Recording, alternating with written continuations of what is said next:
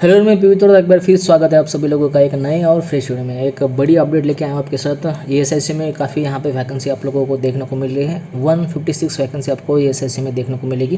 किस तरह की पूरी वैकेंसी होने वाली है, कौन कौन एलिजिबल है इस पोस्ट को फिलअप करने के लिए, साथ ही साथ कौन से रीजन में कितनी वैकेंसी है, फॉर्म की बेसिक एलिजिबिलिटी क्या होने वाली है, कौन से ऐसे स्टूडेंट है जो इस फॉर्म को फिलअप कर सकते हैं, सारी जो भी इंपॉर्टेंट अपडेट है आज के वीडियो में आपके साथ शेयर करूंगा।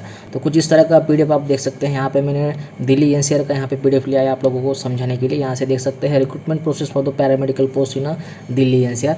बाकी जो भी रीजन अलग अलग रीजन है उसकी जो रिक्रूटमेंट प्रोसेस है, जो भी वैकेंसी है वो मैंने नीचे मेंशन यहाँ पे की है। तो first we have to discuss the basic eligibilities, some basic information. आप देख सकते हैं एलोपैथी फार्मासिस्ट की पोस्ट आपको यहाँ पे दिखती होगी। इसेंशियल क्वालिफिकेशन की बात करें तो यहाँ पे आप देखेंगे कि कौन कौन एलिजिबल है इस पोस्ट को फिलअप करने के लिए। यहाँ से देख सकते हैं फार्मासिस्ट एलोपैथी की पोस्ट है। लेवल पे की बात करें तो लेवल 5 के अकॉर्डिंग आपका पेमेंट यहाँ पे जाने वाला है। 29,000 से लेकर पेमेंट स्टार्ट होगा और पेमेंट जाएगा 92,000 तक।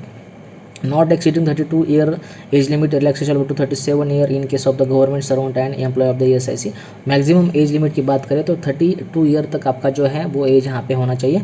और रिलैक्सेशन दिया है जो ESIC के एम्प्लॉय होंगे और गवर्नमेंट सर्वेंट होंगे उनके लिए 37 ईयर का अपर एज रिलैक्सेशन आपको देखने को मिलता है। तो यहाँ क्लियर हो गया, 32 ईयर तक जो है आपका यहाँ पे एज होना जरूरी है।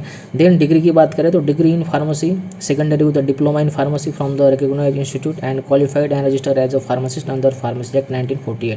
तो आप बेसिकली आपका अगर डी फॉर्म हुआ है तो भी आप ये फॉर्म फिलअप कर सकते हैं। आपका डिग्री हुआ है मीन्स बैचलर हुआ है तो भी आप एलिजिबल हो इस पोस्ट को फिलअप करने के लिए। यहाँ तक क्लियर हो गया। आपका एज 32 से ज़्यादा नहीं होना चाहिए। आपका डी फॉर्म हो अगर हुआ है तो भी चलेगा, अगर आपका बैचलर हुआ है तो भी चलेगा, और आप एक रजिस्टर्ड फार्मासिस्ट होना ज़रूरी है। तो ये फॉर्म की बेसिक एलिजिबिलिटी थी। जब नीचे चलते हैं, नीचे एज रिलैक्सेशन आपको देखने को मिलेगा। तो जो अपर एज रिलैक्सेशन की मैंने बात की 32 ईयर, तो उसमें ST SC के लिए जो स्टूडेंट है उन्हें यहाँ पे 5 ईयर उसमें ऐड करना पड़ेगा, 3 ईयर ऐड करना पड़ेगा। और फिजिकली चैलेंज जो पर्सन है अनरिजर्व कैटेगरी को 10 ईयर ऐड करना होगा, OBC को 13 ईयर और SC ST के लिए 15 ईयर। तो आपकी जो अपर रिलैक्सेशन है वो यहाँ पे निकल के आएगा। देन एक सर्विसमैन के लिए बाकी जो कैटेगरी है तो उनका एज रिलैक्सेशन यहाँ से आप चेकआउट कीजिए। देन नीचे चलते हैं। नीचे आपको एप्लीकेशन करने की वेबसाइट दिखती होगी esic.gov.in। इस ऑफिशियल साइट पे जाके आपको आवेदन करने होंगे। नीचे पेमेंट दिया है आपको SC ST physical challenge and departmental candidate जो है और फीमेल कैंडिडेट्स एंड एक सर्विसमैन, इन लोगों को 250 रुपीज़ फीस देखने को मिलेगी। एंड बाकी के जो कैटेगरी के लोग हैं उनको 500 रुपीज़ जो है फी यहाँ पे करनी होगी। देन नीचे डॉक्यूमेंट कुछ इंपॉर्टेंट दिए हैं तो यहाँ पे आपको वो चेक करने होंगे। ये PDF में आपको टेलीग्राम चैनल पे डाल दूंगा। टेलीग्राम चैनल की लिंक आपको डिस्क्रिप्शन बॉक्स में दे रखी है, वहाँ से आप ये PDF डाउनलोड कर सकते हैं। सिटी ऑफ एग्जामिनेशन आपको सेलेक्ट करना होगा, वहाँ पे आपकी एग्जाम होगी। तो अभी देखेंगे कि स्कीम ऑफ एग्जामिनेशन आपका एग्जाम का पैटर्न क्या होने वाला है, पेपर का पैटर्न क्या होने वाला है। तो technical and professional knowledge means आपके जो फार्मा के क्वेश्चन होंगे वो 50 क्वेश्चन यहाँ पे पूछे जाएंगे। 1 क्वेश्चन के लिए यहाँ पे 2 मार्क्स होंगे। ऐसे 100 मार्क का आपका फार्मा का पोर्शन रहेगा। बात करें लैंग्वेज की तो बायलैंग्वेज यहाँ पे लैंग्वेज है, हिंदी या इंग्लिश में, दोनों भी लैंग्वेज में आप क्वेश्चन पेपर सॉल्व कर सकते हैं। यहाँ पे फार्मा के लिए यहाँ पे 60 मिनट दिया है, मीन्स 1 आवर आपको दिया जाएगा। उसमें आपको फार्मा के 50 क्वेश्चन सॉल्व करने होंगे। जनरल अवेयरनेस के 10 क्वेश्चन रहेंगे, जनरल इंटेलिजेंस के 20 क्वेश्चन रहेंगे, अर्थमेटिक एबिलिटी के 20 क्वेश्चन रहेंगे। ऐसे कुल मिला के 100 क्वेश्चन रहेंगे, जिसमें आपको 50% पोर्शन जो है यहाँ पे फार्मा का है, 50 क्वेश्चन फार्मा के रहेंगे और बाकी के क्वेश्चन जो है वो अदर सब्जेक्ट के रहेंगे, जैसे कि general awareness, general intelligence, arithmetic ability.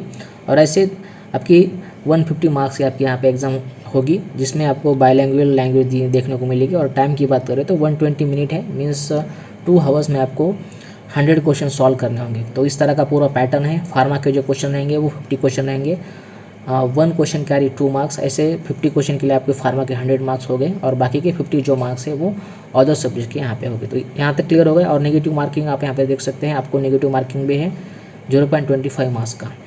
नीचे चलते हैं। नीचे मैंने सब्जेक्ट के अकॉर्डिंग, रीजन के अकॉर्डिंग वैकेंसी यहाँ पे मेंशन की है। तो कौन से रीजन में कितनी वैकेंसी है वो यहाँ पे देखेंगे।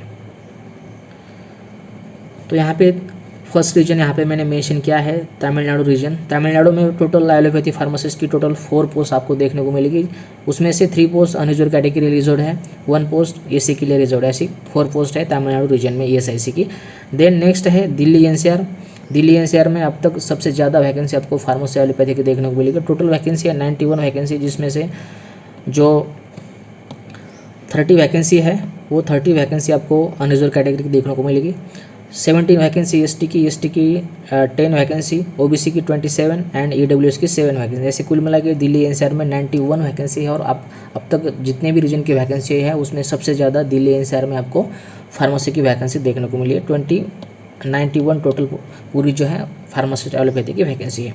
देन जम्मू कश्मीर में टोटल 2 वैकेंसी है, उसमें से 1 अनरिजर्व कैटेगरी में है और एसटी में 1 वैकेंसी रिजर्व है। देन झारखंड रीजन देखिए, झारखंड रीजन में टोटल बात करें पूरे वैकेंसी की तो टोटल 10 वैकेंसी है, उसमें से 5 वैकेंसी अनरिजर्व कैटेगरी रिजर्व है, 1 वैकेंसी एससी की, एसटी की 3 वैकेंसी और ईडब्ल्यूएस की 1 vacancy. Then Karnataka region total 4 vacancy, 1 vacancy unreserve category के लिए, 1 वैकेंसी है एसटी के लिए और 2 वैकेंसी ओबीसी के लिए। देन महाराष्ट्र रीजन में टोटल बात करें तो टोटल 12 वैकेंसी आपको यहाँ पे फार्मासिस्ट की दिखती होगी, उसमें से 5 पोस्ट रिजर्व है अंडर कैटेगरी के लिए, एससी के लिए 2, एसटी के लिए 1, ओबीसी के लिए 3 एंड ईडब्ल्यूएस के लिए 1। Then Rajasthan region total 14 vacancy, उसमें से 9 अनरिजर्व के लिए, एससी के लिए 2, एसटी के लिए 2 and 1 for EWS. Then West Bengal region में टोटल 8 वैकेंसी है, उसमें से 3 वैकेंसी अनरिजर्व के लिए, एससी के लिए 1 वैकेंसी और 3 वैकेंसी है पूरी ओबीसी के लिए और 1 वैकेंसी फॉर ईडब्ल्यूएस। तो कुछ इस तरह के 7 to 8 डिफरेंट रीजन्स थे, उसमें अभी तक पूरी वैकेंसी की बात करें टोटल तो 156 वैकेंसी यहाँ पे निकल आती है फार्मेसी ऑफिसर की, जिसे हम फार्मासिस्ट कहते हैं। तो सभी लोग एलिजिबल है इस पोस्ट को फिलअप करने के लिए। इंडिया में जितने भी स्टेट है उन सभी स्टेट के फार्मा के स्टूडेंट इस पोस्ट को फिलअप कर सकते हैं। एक बार फिर शॉर्ट में बेसिक एलिजिबिलिटी आपके साथ डिस्कस करूँगा। एज की बात करें तो 32 से ज़्यादा आपका एज लिमिट यहाँ पे नहीं होना चाहिए। बाकी कैटेगरी के जो लोग हैं उनको रिलैक्सेशन दिया है 3 ईयर का, 5 ईयर का और 10 ईयर का, वो वहाँ पे उसको ऐड करना होगा तो आपका यहाँ पे मैक्सिमम एज लिमिट निकल के आएगा।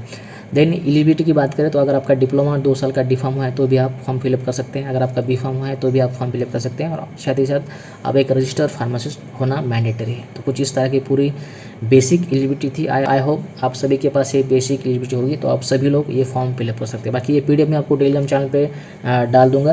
टेलीग्राम चैनल का नाम है आइडियल फार्मेसी कोचिंग।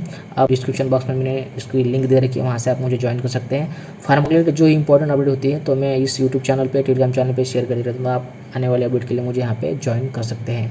तो आज के वीडियो में सिर्फ इतना ही, फिर मिलते हैं। अभी तक ख्याल रखिए। जय हिंद, वंदे मातरम।